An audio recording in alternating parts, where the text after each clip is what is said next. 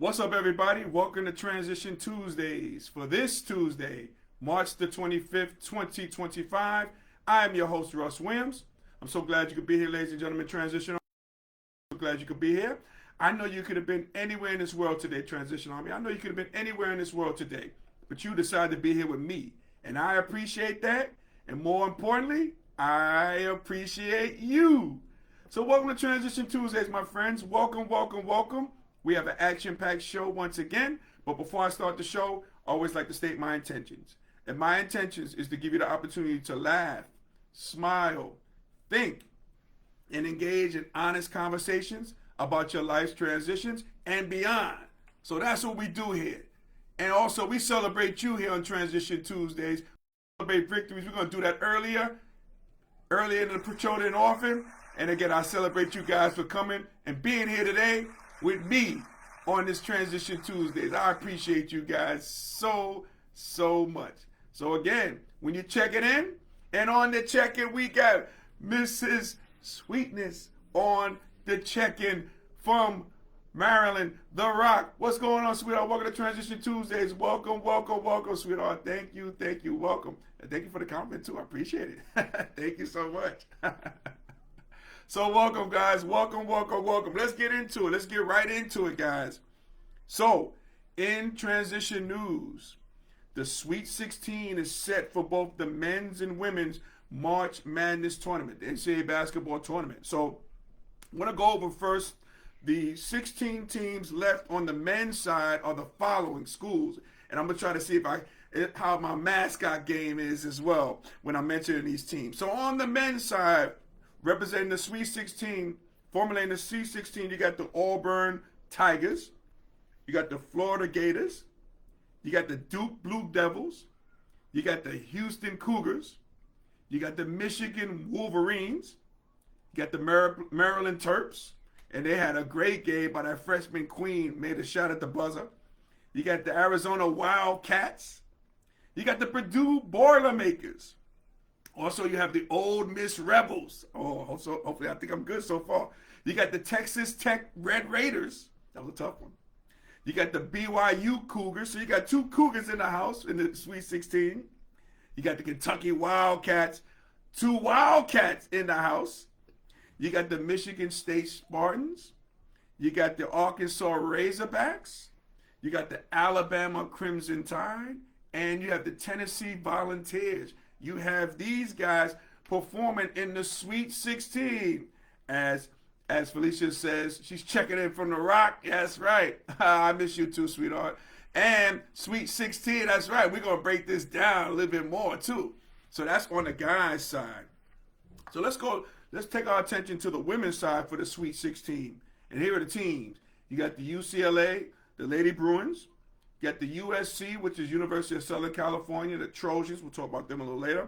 You got the Maryland Lady Terps. You got the Notre Dame Fighting Irish.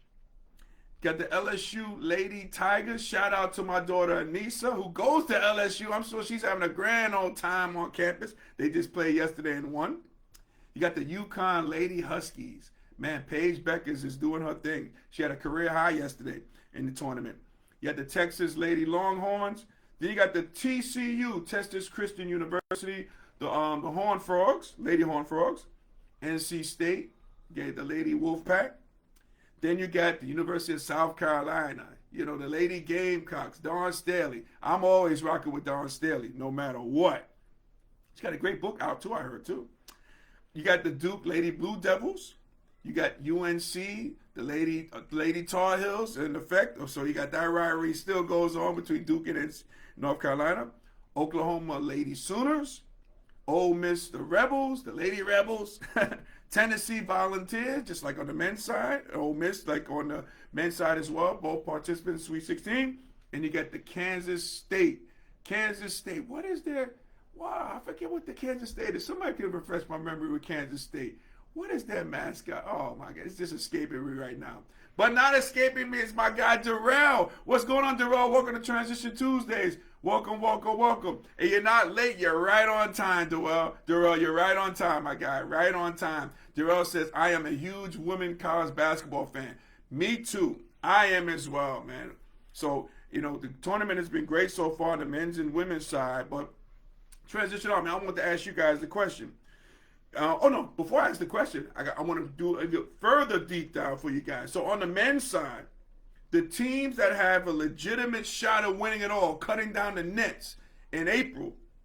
For me, I'm gonna give you a couple of schools. Okay, you got Florida; they have a legit chance of winning this whole thing.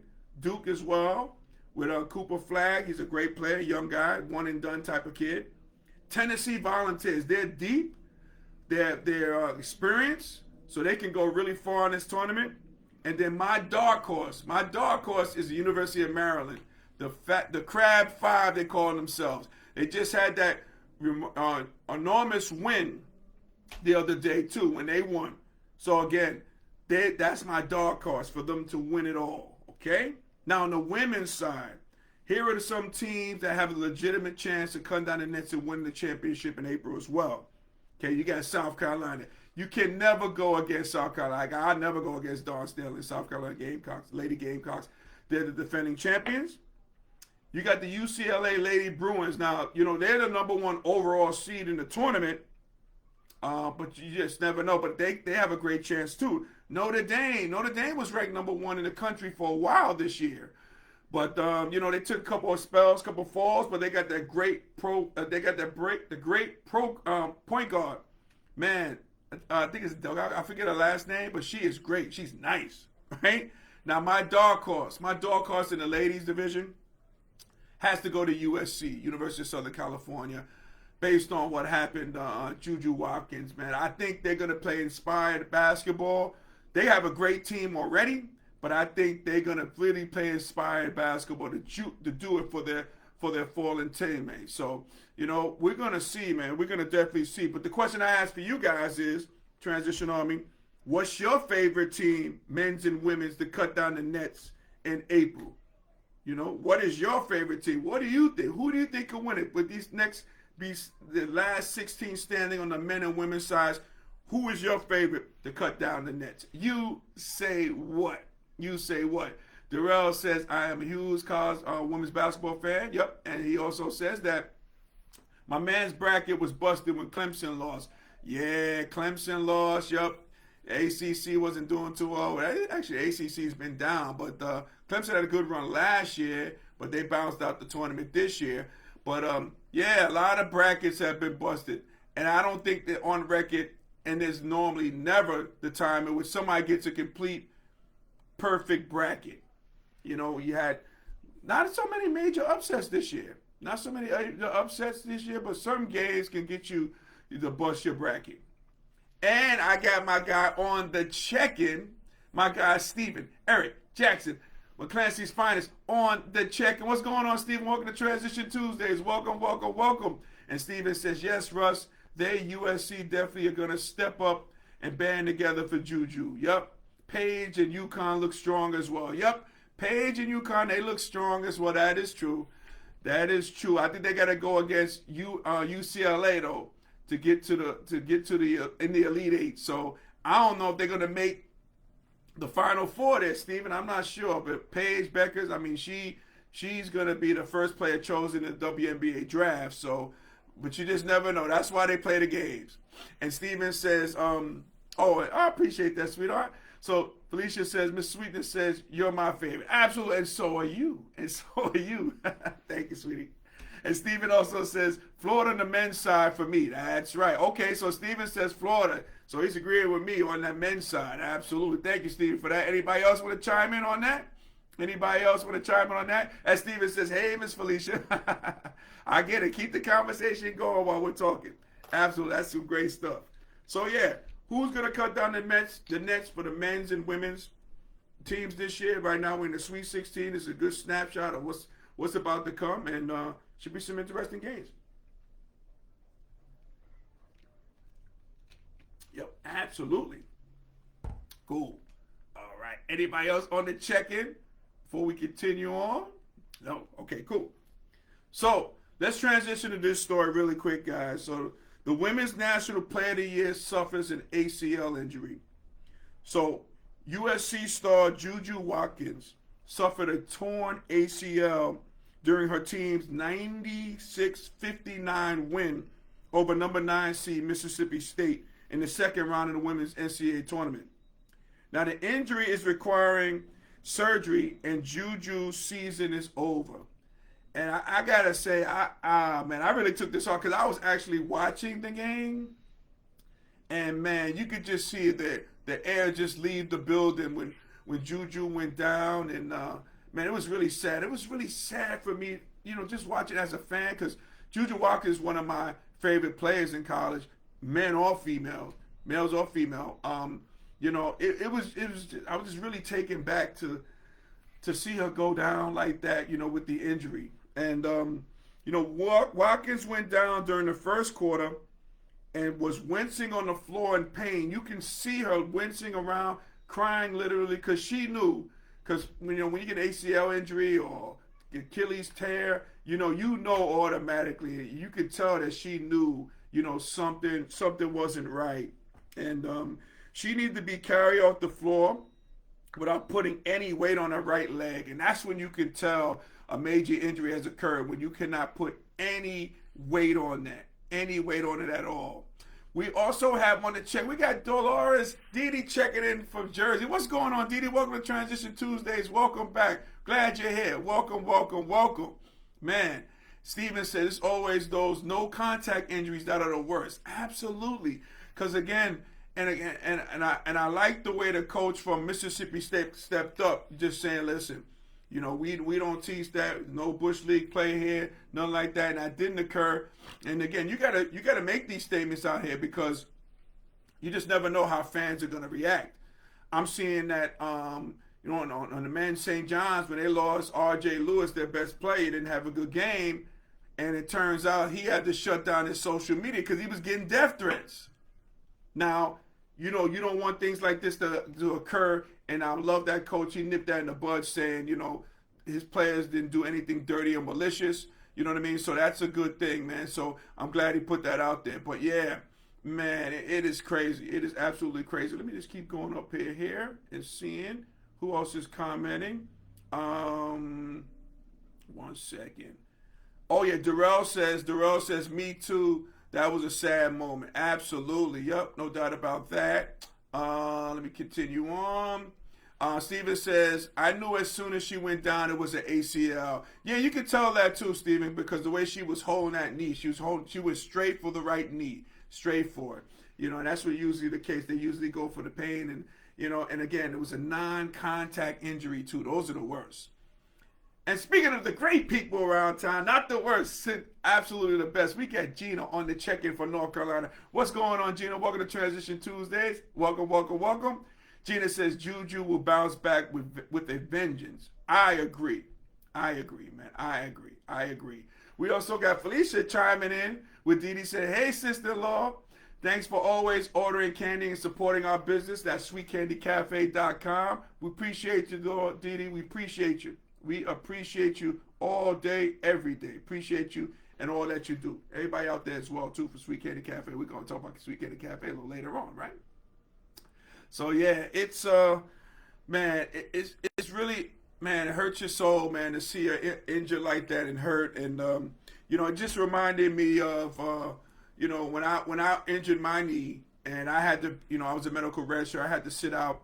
And, again, because I know what's at store for Juju Watkins. And anybody who's been injured, is the rehabilitation. And an ACL injury is probably going to take like months or to a year to rehab it. But again, you go through so much, the mental, the physical, the emotional, even the spiritual sometimes as well. Sometimes you're questioning yourself that why is me, why did this happen to me now, and that's how it was for me. I didn't have an ACL, thank God, but I went in for, this was back in the 90s, I went in for calcium deposits. I had floating calcium deposits in my knee, had surgery. Then they found out there's other things was going in my knee. Matter of fact, one of my knees, I had a hole in it the size of a dime. And I'll never forget when I came to and I was, I didn't know what happened. And I asked Dr. Eunice, who operated on my knee, he asked me how to go, and he told me see what happened, and he found the hole. And I said this, and this is no joke. I really said this. This is facts. No cap here. I said to the doctor, I said, Doc, okay, you found a hole on my knee? Can you just put a cork in it and let me play? I got to play. That was fast. I did say that. Didn't know the severity of what went down. But, but during the rehab and everything, but modern technology, a person like Juju Watkins can get back, be even stronger. And it looks like she has a great support system. And that's what you need when you have these rehabilitation, you go through these rehabs and these injuries. You need the great support system, because a lot of times you're going to feel, and Juju, I just give a little words of advice. A lot of times you're going to feel like you're doing this alone. You're going to feel isolated. You know what I mean? But when you have that great support system, it seems like she has that great support system because they always show up at the games. So again, having a great support system, I know Juju was going to be back better than ever. Better than ever. And I love the way these players are getting paid now. These NIL deals land perfectly in situations like this because, again, these players are getting their monies up front now, just in case. You know what I mean? Just in case something like this happened. Like back in the day when stuff like this happened, the best players had to take out insurance policies, their own money. They had to take that out, insurance policies. But now, the road is much easier for a person to get back. There's no really rush to get back. Looks like Juju Watkins and Nike and State Farm and all these other entities she has. Just take your time getting back right. And again, when you get back, you're going to be better than ever. I know it. I can feel it. I can feel it. Darrell says, Happy Women's Month to all. Oh, yeah, thank you, Darrell. Appreciate you for mentioning that. Absolutely. Didi says, love the old school candy, which can be found at sweetcandycafe.com. All right? Steven says, the best surgeon in L.A. is an LSU young alum, and he did surgery. He did surgery for Kawhi Leonard and Kobe Bryant. So surgery should be, so Juju should be in great hands. Oh, okay, that's great piece of information to learn, man. Thank you so much on that, Steven. Yeah, man, she's gonna get the best doctors, the best care, man. And modern technology now might take her 6 months, man. Maybe she need to talk to Aaron Rodgers. I don't know. No, Aaron Rodgers had the Achilles, so my mistake.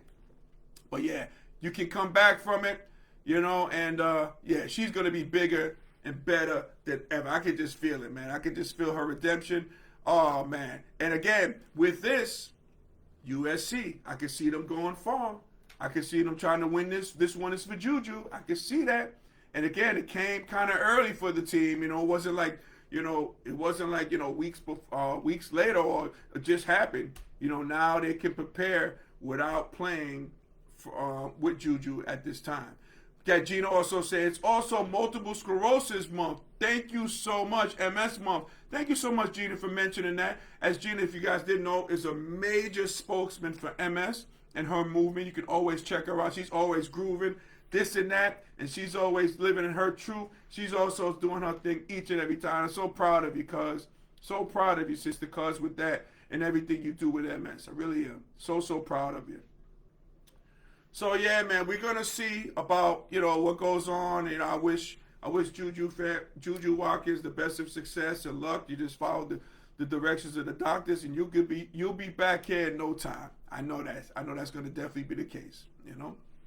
Gina says, as an athlete's mama, that NIL money hits different. Absolutely, yep. I need my NIL money. I need my NIL reparations. All right, I'm gonna start a campaign for those former players. You guys getting that money on the backs of us. Hey, we should get our reparations as well. Just saying. Oh, lastly, before we wrap up too really quick, I want to say a big RIP to Big George Foreman as well. Man, a two-time heavyweight champion, Olympic champion. Man, this guy was known for all his endeavors. Do you guys remember? One of my favorite shows is Sanford and Son. Do you guys remember when George Foreman was on Sanford and Son back in the days in the 70s? Guys got to look that up. He fought Muhammad Ali in Zaire. Muhammad Ali had the chant. He had the chant going. He had the psych out job. He was just telling the people. He had them chanting, Ali, Boombaye, Ali, Boombaye. And George Foreman was like, Ali said, Ali, kill him. That's what it meant to George Foreman. And George Foreman was like, hey, man, I'm black too. Come on now. And also, last but not least, about George Foreman. Man, the George Foreman Grill. Now, I know you had one, I had one, but I'm going to tell you guys a little fun fact about that. Do you guys know that grill was first proposed to wrestling champion Hulk Hogan? And he balked on it. He said, nah, I'll pass. I don't think people are going to buy grills and stuff like that. They brought it to George Foreman, and the rest is history. Everybody I know at least had some form of a George Foreman grill. I had the small gray one, okay? Was great with the burgers. I know I'm not the only one out there. I know that as well. Let's see who else. 1 second. Gina says, not reparations. Come on now. I need it. Felicia says, Mr. Foreman. That's sure. Yup. Darrell says, rest in peace. Yup. Praying. Gina says, 2025 is snatching up everybody. I'm gonna go back on that episode YouTube. Yeah, man. Yep. Take a look at that YouTube. Yup. George Foreman was on Sanford and Son. It's a great episode too. Great episode. Great episode. Darrell says, I definitely had a few grills. Absolutely. Gina says, I'm glad George got it. I just gave away the stand joint. The stand-up joint. Yeah, man. So, yeah, George Foreman, man, was a champion. He was a pastor, too. I think he had 8 sons named George and 1 daughter named Georgetta. So, yeah, man, just a people's champ, man. And, man, George Foreman, he will be missed. He definitely will be missed. So, ladies and gentlemen, Transition Army, if we were able to make you laugh, smile, and think during this broadcast, my good friends, you have accomplished something major today. So, celebrate your victory. Celebrate your victory today. You know, you guys came here today. I always celebrate with you guys when you guys come. So, celebrate your victory. Each and every Tuesday while you coming to see me celebrating your victory. Just celebrate. Hold on 1 second. Selector, what we got? I'm going to celebrate the victory of me playing music for you guys, as we always do. That's what I'm going to celebrate when it comes on, when we get it.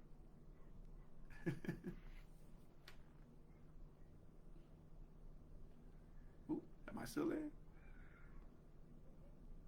Hang tight, guys. They were experiencing some technical difficulties as well.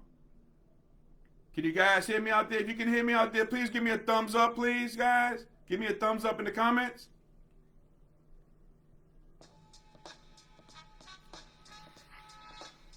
I hear the beats. Okay, there we go.